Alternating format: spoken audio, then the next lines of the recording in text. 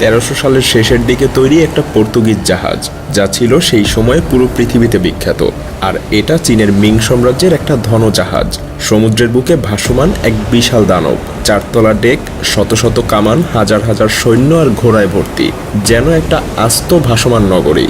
আর চীনের মিং সাম্রাজ্যের শুধুমাত্র এমন একটা জাহাজ ছিল না, এমন আরও শত শত জাহাজের বহর ছিল চীনের সেই সাম্রাজ্যে, যারা সেই জাহাজ দিয়ে আশেপাশের প্রতিটা সাম্রাজ্য নিয়ন্ত্রণ এবং শত্রুদেরকে নির্মমভাবে পরাজিত করত।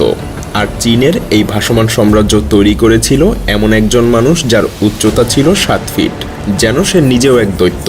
শৈশবে যে মানুষটা অপহরণ হয়ে হারিয়ে ফেলেছিল তার পুরুষত্ব, কিভাবে সমুদ্র জয় করেছিল সে, আর কিভাবেই বা তৈরি হয়েছিল ইতিহাসের সবথেকে বড় বড় জাহাজের এক ভাসমান সাম্রাজ্য। এমন জাহাজ কি সত্যিই ছিল, নাকি কেবল মুখরোচক কল্পকাহিনী? হ্যাঁ, সত্যি ইতিহাসের পাতায় লুকিয়ে আছে এমনই দৈত্যাকার জাহাজ, যে জাহাজের গল্প শুনলে মনে হবে যেন কোনো রূপকথার গল্প শুনছেন। তো চলুন শুরু করা যাক। এই দানবাকৃতির জাহাজের বহর তৈরি করার গল্প শুরু হয় মূলত 1300 শতাব্দীর শেষের দিকে। তখন চীনের দক্ষিণ পশ্চিমের ইউনান প্রদেশে বসবাস করত মাত্র 10 বছরের এক বালক। সে তখনও জানত না একদিন তার জীবন সমুদ্রের ইতিহাসে অমর হয়ে থাকবে। তার বাবা ছিলেন মঙ্গল শাসকদের অধীনস্থ এক সামান্য কর্মচারী।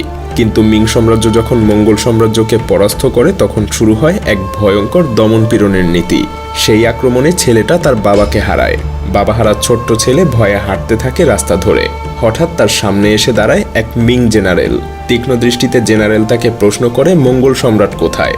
ছোট্ট ছেলেটা থেমে যায়, মাথা নিচু করে এক মুহূর্ত ভাবে, আর বালক হঠাৎ করেই ঝাঁপ দেয় পুকুরের পানিতে। তাকে ধরে নিয়ে আসা হয় মিং সাম্রাজ্যের চতুর্থ পুত্র জুডির কাছে। কিন্তু এই সম্রাটের রাজদরবারে পৌঁছানোর আগেই তার জীবনে ঘটে যায় এক নিষ্ঠুর ঘটনা। তাকে বানানো হয় ইউনাক, অর্থাৎ তার দেহ থেকে কেড়ে নেওয়া হয় পুরুষত্ব। তবে এর বিনিময়ে খুলে যায় তার ক্ষমতার দরজা, কারণ মিং সাম্রাজ্যে ইউনাকদের একটা আলাদা গুরুত্ব ছিল। তাদের না ছিল কোনো পরিবার, আর না ছিল কোনো উত্তরাধিকার। সেজন্য তাদের কোনো পিছুটানো ছিল না। তাই সম্রাট তাদেরকে দেখতেন পুরোপুরি বিশ্বস্ত দাস হিসেবে। এই পুরুষত্বহীন ছেলেগুলো প্রাসাদের ভিতরে ধীরে ধীরে হয়ে উঠত সম্রাটের সবথেকে কাছের মানুষ। আর সেই পথেই এগোতে থাকে এই ছোট্ট বালক, যার নতুন নাম দেয়া হয় মাহি। সময় কেটে যায়, বালক ধীরে ধীরে বেড়ে ওঠে, কিন্তু কোনো সাধারণ মানুষের মতো না, বরং টেস্টোস্টেরনের অভাবে তার হাড়ের গঠন অস্বাভাবিক হয়ে যায়। তার শরীর লম্বা হতে থাকে অস্বাভাবিকভাবে। যেখানে সেই সময় চীনের সাধারণ মানুষের উচ্চতা হতো 5 ফুট 8 ইঞ্চির মতো, সেখানে এই বালকের উচ্চতা পৌঁছে যায় প্রায় 7 ফুটে। তার দেহাবয়ব উপস্থিতি সবাইকে ভয় পাইয়ে দিত। আর এদিকে রাজপুত্র জুডিও লক্ষ্য করেন মাহিকে। ধীরে ধীরে মাহি হয়ে ওঠে তার বিশ্বস্ত দেহরক্ষী। একের পর এক যুদ্ধে অংশগ্রহণ করে সাহসিকতা দেখাতে থাকে। প্রথমে সৈনিক, তারপর অফিসার, এরপর পদোন্নতি পেতে থাকে একের পর এক। তবে মিং সাম্রাজ্যের ভিত তখনও টালমাটাল। বাইরে মঙ্গলদের হুমকি, আর ভেতরে রাজনৈতিক ষড়যন্ত্র। ঠিক তখনই রাজপুত্র জুডি এক ভয়ঙ্কর সিদ্ধান্ত নেয়। সে নিজের ভাগ্নেকে সিংহাসন থেকে নামিয়ে দেয় এবং রক্তক্ষয়ী গৃহযুদ্ধে জয়ী হয়ে সে নিজেই বসে ড্রাগনের সিংহাসনে। তার নতুন উপাধি হয় ইয়াংলে সম্রাট। নতুন সম্রাট বুঝতে পারে কেবল যুদ্ধ দিয়েই এই সাম্রাজ্যকে ধরে রাখা যাবে না, প্রয়োজন আরও বড় কিছু, যা প্রতিবেশীদেরকে ভয় দেখাবে আর পুরো বিশ্বকে বোঝাবে মিং সাম্রাজ্যের শক্তি কত বিশাল। তাই শুরু হয়ে যায় ইতিহাসের সবচাইতে বড় নৌবহর তৈরির পরিকল্পনা। আর সেই বহরের নেতৃত্ব দেওয়ার জন্য বেছে নেওয়া হয় জুডির সবচাইতে বিশ্বস্ত মানুষকে, সেই লম্বা ইউনাক মাহিকে। তবে মাহি তখন আর কেবল মাহি নয়, সম্রাট তাকে নতুন নাম দেন ঝেংহে। এখান থেকেই শুরু হয় তার সমুদ্র জয় করার ইতিহাস।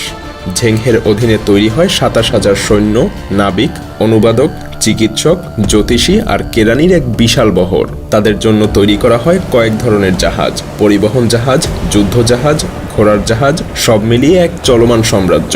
কিন্তু সবার নজর কাড়ে সেই কিংবদন্তি ধনজাহাজ।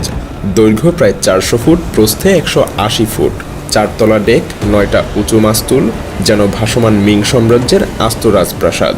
এক একটা ধনজাহাজে ছিল ব্রোঞ্জের কামান, খাবারের গুদাম, নাবিকদের থাকার জায়গা, আর সোনা রূপা, সিল্ক এবং চীনামাটির তৈরি জিনিসপত্র রাখার বিশাল কক্ষ। এগুলো কেবল যুদ্ধের জন্য ছিল না, প্রদর্শনের জন্যও ছিল। বিদেশি রাজারা যখন এই সমস্ত জাহাজ দেখত, তারা মুগ্ধ হয়ে যেত, ভয় পেত আর বাধ্য হয়ে মাথা নত করত।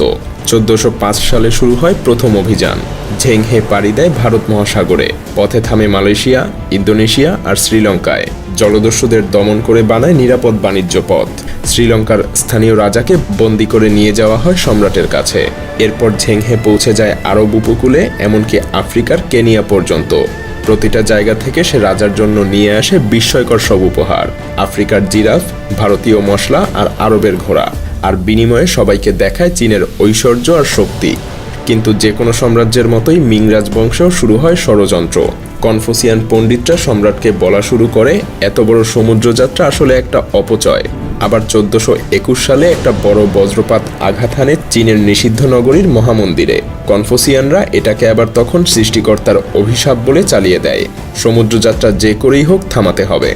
চাপের মুখে ইয়াংলে সম্রাট কিছুদিনের জন্য জাহাজ নির্মাণ বন্ধ করে দেন। তবে মৃত্যুর আগে আবারও ঝেংহেকে পাঠানো হয় এক অভিযানে। কিন্তু ইয়াংলের মৃত্যুর পর নতুন সম্রাট সিংহাসনে এসে সমুদ্রযাত্রাকে চূড়ান্তভাবে নিষিদ্ধ করে দেন। বিশাল বিশাল বহর ভেঙে ফেলা হয়, কাঠ কেটে ব্যবহার করা হয় অন্যান্য কাজে। ইতিহাসের সবথেকে বড় নৌবহর যেন মুছে যায় এক রাতের মধ্যেই, যেন এরকম কোনো কিছু পৃথিবীতে ছিলই না। আজও ইতিহাসবিদদের বিতর্ক করতে শোনা যায় যে আসলেই কি এই জাহাজগুলো এত বিশাল ছিল, নাকি লেখকরা এগুলোকে অতিরঞ্জিত করে বলেছে। অনেকে মনে করেন চীনের কাঠ এবং প্রযুক্তি দিয়ে এত বড় জাহাজ টিকিয়ে রাখা অসম্ভব। আবার কেউ কেউ নানজিংয়ের শিপইয়ার্ডে পাওয়া বিশাল বিশাল রাডারের কাঠ দেখিয়ে বলেন হ্যাঁ, এই জাহাজগুলো সত্যিই এত বিশাল ছিল। সে যাই হোক, ঝেংহের নাম ইতিহাসে অমর হয়ে থাকবে। সে ছিল এক দাস থেকে উঠে আসা মহানায়ক, যার হাতে গড়া বহর একসময় সমুদ্র শাসন করেছিল। তাহলে প্রশ্নটা থেকে যায়, এগুলো কি আসলেই ইতিহাসের সবথেকে বড় জাহাজগুলো ছিল, নাকি মানুষের কল্পনা তাদেরকে কিংবদন্তিতে পরিণত করেছে? উত্তর খুঁজতে হয়তো লেগে যাবে আরও কিছু বছর, অথবা উত্তর চিরকালই লুকিয়ে থাকবে এই রহস্যের গভীরে।